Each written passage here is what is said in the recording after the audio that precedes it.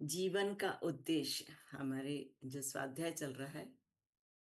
जीवन का उद्देश्य बुक का स्वाध्याय चल रहा है, जिसके लेखक हैं हरित रत्न और अनुवादक हैं यामिनी राम पल्लीवाल। तो इन्होंने क्वेश्चन आंसर के आधार पर हमको बताया है जीवन के उद्देश्य के बारे में। तो यहाँ पहला क्वेश्चन है, जागरूक होने का अर्थ क्या है? दुनिया भर में लोग, लाखों लोग यंत्रवत जीवन जीते हैं, मतलब जैसा चल रहा है वैसा चलने देते हैं।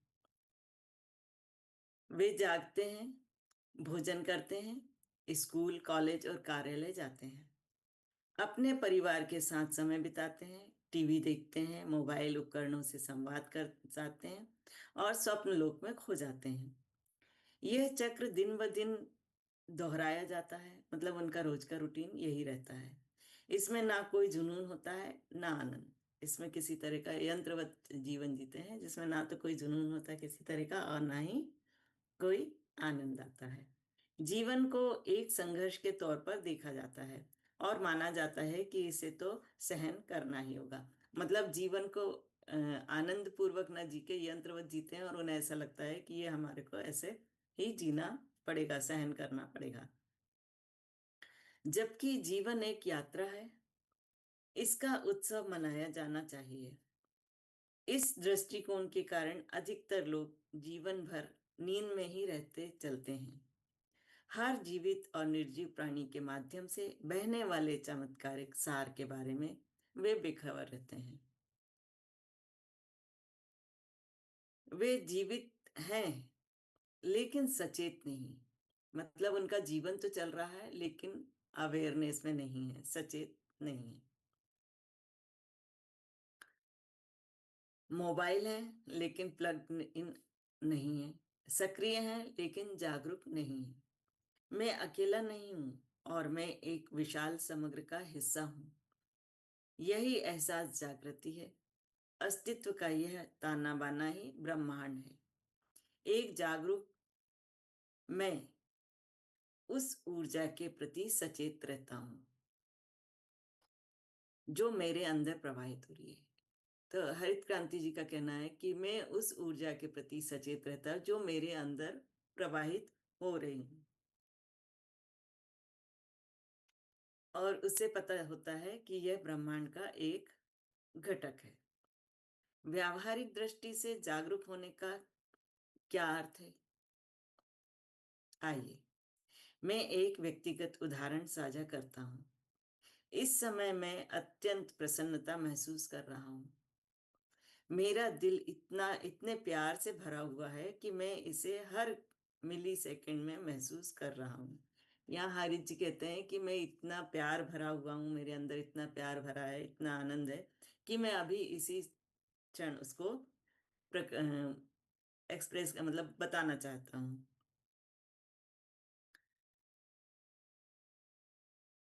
मैं इसको रोक नहीं पा रहा। इसकी शुरुआत आज सुबह हुई। मैं सुबह 5:30 बजे उठा और पड़ोस के बगीचे में गया। भोर को निहारते और प्रकृति से रूबरू होने के लिए मैं एक बेंच पर बैठ गया। मतलब प्रकृति का आनंद लेने के लिए वो एक बेंच पर बगीचे में बैठ गए। मुझे उम्मीद यह थी कि प्रकृति भी मुझसे बदले में हाय कहेगी, लेकिन मुझे एक ऐसा उपहार मिला जिसकी मैंने कल्पना भी नहीं की थी, और यह था प्यार का। मतलब प्रकृति ने भी उन्हें प्यार दिया, क्योंकि ये प्यार से बैठे, तो उन्होंने इस चीज का एहसास पहली बार किया, तो वो उसको प्रकट कर रहे हैं, बता रहे हैं। एक गहरी अंतरंग बातचीत प्रकृति के साथ, यह अनुभव अविस्मरणीय रहा। कभी भी आप अगर प्रकृति के बीच में जाके देखें, कहीं बगीचा है या पेड़ पौधे हैं या जंगल है, तो आप जब उससे कनेक्ट होते हैं तो आप उनकी आवाज आवाज बहुत अच्छे से सुन पाते हैं और उससे आप आनंदित हो सकते हैं। मैं सब कुछ महसूस कर सकता था। एक पेड़ से दूसरे पेड़ पर उड़ते पक्षियों की चहचहाट, पौधों और फूलों की ताजी खुशबू, मेरे बदन पर सुबह की ओस की नमी। मैं हर आवाज सुन सकता था, हर कंपन को महसूस कर सकता था और हर खुशबू को सूंघ सकता था। मतलब वो इतने सभी इंद्रियाँ उनकी बहुत अच्छे से सचेत हो गई थी। हर सेंसेशन को वो महसूस कर रहे थे। मैं नन्ही-नन्ही चींटियों को अपने काम में व्यस्त देख सकता था। मैं हर पल में पूरी तरह से मौजूद था, मतलब पूरी अवेयरनेस में थे। मुझे लगा कि मैं प्रकृति माता के साथ जुड़ा हुआ हूँ। उस चीज़ को उन्होंने महसूस किया कि वो प्रकृति माता से जुड़े हुए हैं। मैं इतना सचेत था कि मैं प्रकृति के हर नब्ज़ को, हर हलचल को महसूस कर सकता था। मैं पक्षियों के संवाद को समझ सकता था। मैं पेड़ों पर लदे फलों का स्वाद ले सकता था। चींटियाँ क्या बना रही थीं, मैं वह भी देख सकता था। मैं भीतर से अत्यंत संतुष्टि का अनुभव कर रहा था। मेरे मन में कोई चिंता या घबराहट नहीं थी। मुझे मेरे प्रति लोग क्या धारणा बनाएंगे, इसकी चिंता नहीं थी। ना ही अपने निर्णय को लेकर कोई फ़िक्र थी। मतलब वो प्रकृति के साथ इतने घुल-मिल गए थे कि उन्हें इस बात की चिंता नहीं थी कि लोग मेरे बारे में क्या कहेंगे। जब हम प्रकृति के बीच में जाते हैं, कभी आप लोग जाइए, देखिए, तो हम उनसे बात करने लगते हैं। उस समय अगर हम पूरी तरह उसमें डूब जाते, तो हमें इस चीज़ का एहसास नहीं होता कि लोग हमें देख के क्या कह रहे होंगे। तो ये तो अनुभव मेरा भी है। मेरे लिए बस एक ही बात मायने रखती थी, वर्तमान क्षण। मैं आधे घंटे तक बगीचे में बैठा रहा, अपनी नई-नई शांति के हर पल का आनंद ले रहा था। क्या यह आनंद क्षणभंगुर होगा? बिल्कुल नहीं। वहाँ से निकल जाने के बाद भी मेरे अंदर सकारात्मक ऊर्जा बनी रही। मैं पूरे दिन इस ऊर्जा को अपने आसपास के वातावरण में फैलाते रहा। मेरे दोस्त, सहकर्मी, यहाँ तक कि अजनबी भी मुझसे जुड़ते रहे। वे इस ऊर्जा की चुंबकीय शक्ति से आकर्षित हुए थे। उन्होंने ज़रूर सोचा होगा, इस आदमी को क्या हो गया है? जब हम अपने आप आनंद में रहते हैं ना, मस्त रहते हैं, तो हर व्यक्ति यही कहता है, इनको क्या हो गया है? क्या इसने कुछ नशा किया है? आखिर वह इतना खुश कैसे हो सकता है? वास्तव में मैं ईश्वर जैसी कोई खुशी की मशीन नहीं बन गया था। मैंने एकत्व का अनुभव किया था। मैं एक जादुई अवस्था में पहुंच गया था, जिसमें मेरी आत्मा प्रकृति के साथ तालमेल बिठा चुकी थी और मैं अपने आसपास के वातावरण में प्रकृति से मिले प्यार को वापस बिखेर रहा था। यह तो मेरे जीवन के एक दिन का स्नैपशॉट था। लेकिन मैंने ऊपर जिस भावना का वर्णन किया है, वह हर समय मेरे अंदर उमड़ती रहती है। जागरूक होने का क्या मतलब है? मैं हर दिन, हर चीज़ और हर किसी से जुड़ा हुआ महसूस करता हूँ। सकारात्मकता से भरपूर होकर ऊर्जान्वित महसूस करता हूँ। मैं ब्रह्मांड की दिव्य शक्ति को लेकर पूरी तरह से जागरूक हूँ, क्योंकि मैं इसे अपने भीतर धड़कता हुआ महसूस कर सकता हूँ। यही शक्ति, यही जागरूकता मुझे प्रसन्न रखती है। इस अवस्था को जागृति कहा जाता है, यानी जागरूक अवस्था कहा जाता है।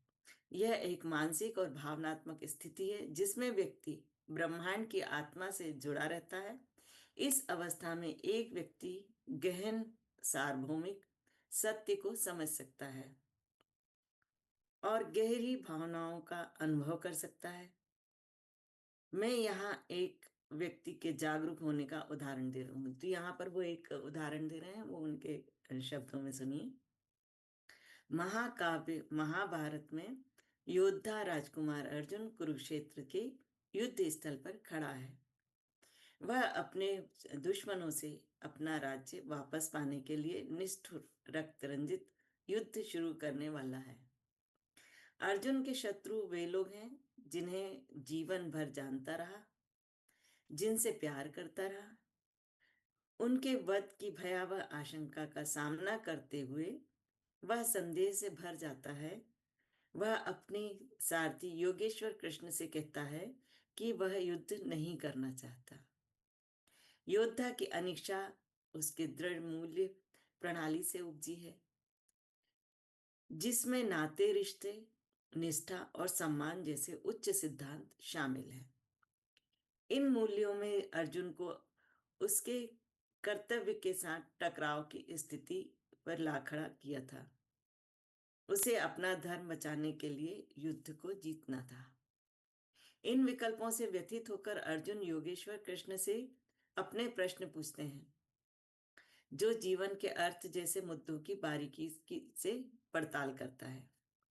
अर्जुन को उसकी धारणाओं के अनुरूप उत्तर देने के बजाय योगेश्वर कृष्ण उसे उकसाने वाले व्यावहारिक उत्तर देकर ललकारते हैं। भगवत गीता में दर्ज इस संवाद के माध्यम से अर्जुन को यह ज्ञान प्राप्त होता है कि एक दिव्य शक्ति हम सभी को आकार देती है। किसी न किसी बिंदु पर उसके साथ एकाकार होना हमारी नियति है। जीवन और मृत्यु इस बृहत्तर स्थायी कैनवास में घटित होने वाली क्षणभंगुर घटनाएं भर हैं। कृष्ण से मिली इन शिक्षाओं को ग्रहण करने के बाद अर्जुन को समझ में आ जाता है कि उसका एकमात्र कर्तव्य अपने परिवार की सेना को युद्ध में उतारना है, परिणाम की परवाह नहीं करना है। इसके बाद वह पूरे उत्साह के साथ युद्ध में भाग लेता है और कौरवों से हस्तिनापुर का सिंहासन पुनः प्राप्त करता है। हम सबके भीतर भी एक अर्जुन है, एक ऐसा व्यक्ति जो स्वयं द्वारा लगाए गए अवरोधों से जकड़ा हुआ है। मतलब हम खुद अपने ऊपर अवरोध लगा करके अपने आप को जकड़ के रखते हैं। अपने दैनिक जीवन में हम युद्ध में जीवित रहने की कोशिश कर रहे सैनिकों की तरह महसूस करते हैं। इसलिए हम अक्सर नियमों का पालन करते हैं ताकि अनुशासित रहते हुए अपना मार्ग प्रशस्त कर सकें।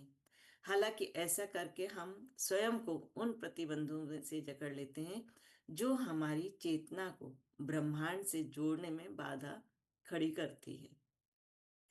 अर्जुन की तरह एक जागरूक व्यक्ति सही काम को समझकर ब्रह्मांड से जुड़ सकता है। फिर वह परिणाम की परवाह किए बिना अपने कर्तव्य को पूरे आत्मविश्वास के साथ निभा सकता है। आप भी प्रकृति के साथ वर्तमान क्षण में रहकर जागरूक हो सकते हैं। इससे आपको अपनी चेतना को निखारने और परिष्कृत करने में सहायता मिलेगी और अनासक्ति के साथ आसक्ति का अनुभव होगा। अनासक्ति के साथ आसक्ति का अनुभव होगा। मेरी तरह आप भी अपने आसपास ब्रह्मांड के जादू को जाहिर होते हुए देखेंगे। तो आज का हम स्वाध्याय यहीं रोकते हैं।